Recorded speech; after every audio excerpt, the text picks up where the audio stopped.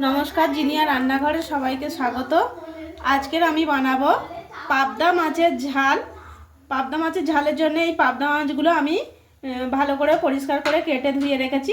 মাছগুলো কিন্তু একদম ফ্রেশ, কত সুন্দর লাল হয়ে আছে দেখেছেন। মাছের মাথাগুলো কিন্তু একদম, মুখগুলো একদম লাল লাল হয়ে আছে। কড়াইতে আমি তেল গরম বসিয়ে দিয়েছি, আর মাছগুলোর মধ্যে আমি একটু নুন হলুদ মাখিয়ে নিচ্ছি। এবারে আমি মাছগুলো সুন্দর করে ভেজে তুলে নেব।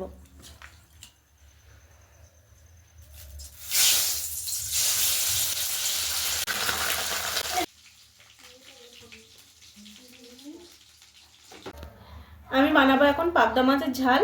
এই যে আমার তেল গরম হয়ে গেছে, এর মধ্যে আমি দিয়ে দিচ্ছি শুকনো লঙ্কা আর তেজপাতার ফোড়ন, আর এর মধ্যে দিয়ে দেব সামান্য পরিমাণে কালা জিরে।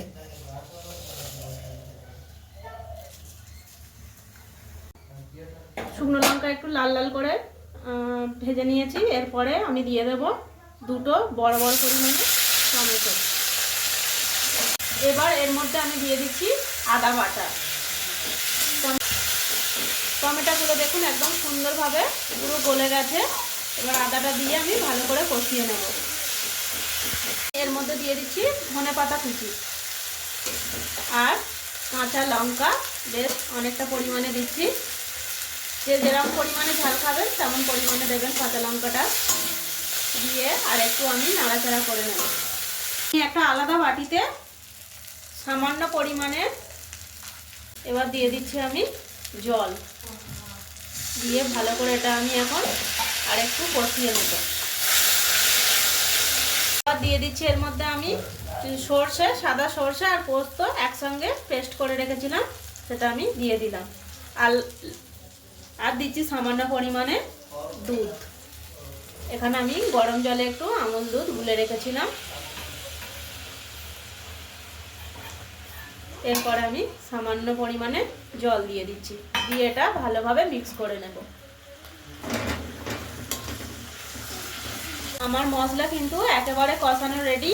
দেখুন কত সুন্দর কালারটা এসেছে। এবারে আমি এর মধ্যে পরিমাণ মতো জল অ্যাড করব, করে গ্রেভিটা ফুটে এলে তারপরে আমি মাছগুলো দেব। এর মধ্যে পরিমাণ মতো জল দিয়ে দেব।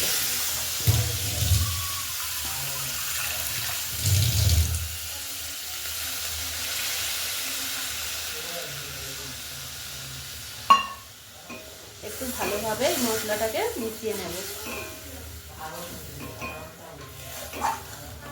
কিছুক্ষণ একটু ফুটে উঠলেই আমি এর মধ্যে আস্তে আস্তে মাছগুলো দিয়ে দেব।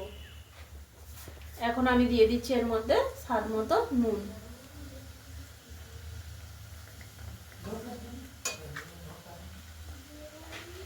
আমার গ্রেভিটা ফুটে উঠেছে, এর মধ্যে আমি এবার মাছগুলো দিয়ে দেব।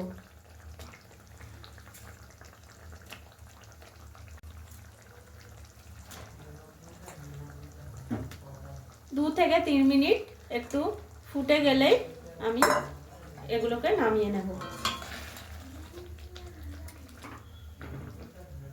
আমার কিন্তু পাবদা মাছের সর্ষে পোস্ত একদম রেডি। আর যদি এই রেসিপিটা আপনাদের ভালো লেগে থাকে, জিনিয়া রান্নাঘর চ্যানেলটিকে সাবস্ক্রাইব করবেন, প্রচুর প্রচুর শেয়ার করবেন ভিডিওটা, আর লাইক করবেন, আর আমাদের একটু পাশে থাকবেন।